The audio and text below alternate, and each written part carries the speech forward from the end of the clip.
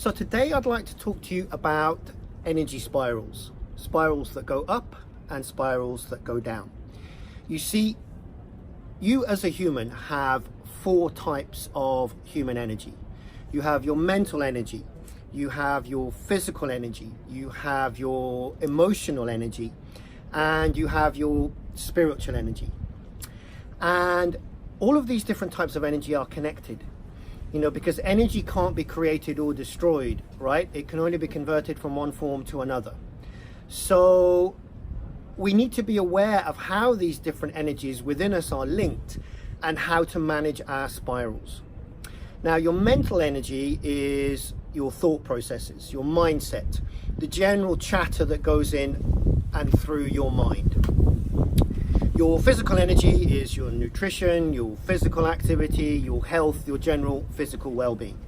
Your emotional energy is how well you're feeling at any given moment and the general pattern of your emotional states. And your spiritual energy is your sense of connection to something bigger, your sense of purpose, whether it be to God, to nature, to a universal energy, to some kind of bigger meaning. And these four types of energy are interconnected, as I said. And if we're not careful, they form downward energy spirals.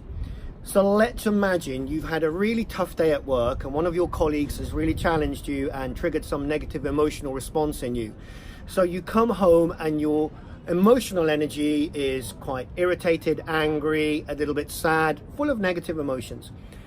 And because you're feeling in that way, you choose not to go that walk in the park in nature or for that run that you normally go to.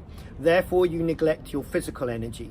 And instead, you go straight for your chocolate cake or the instant sugar rush. So instead of eating the healthy food that you were planning to eat, you choose the unhealthy option, again affecting your physical energy.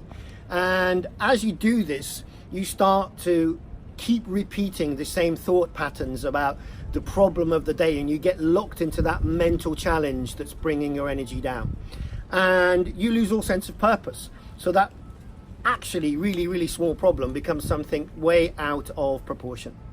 Now let's imagine that you become aware of this process at some point and you start to manage your energy cycles in an upward direction. So you have the same problem with a colleague at work, you have the same day, but as you come home, even though your instinct is to go for the chocolate cake and not go to the park because you're feeling a little bit down, you actually do force yourself to go out for that run. And as you go out for that run, you start to get a bigger sense of perspective because you become aware of the nature around you.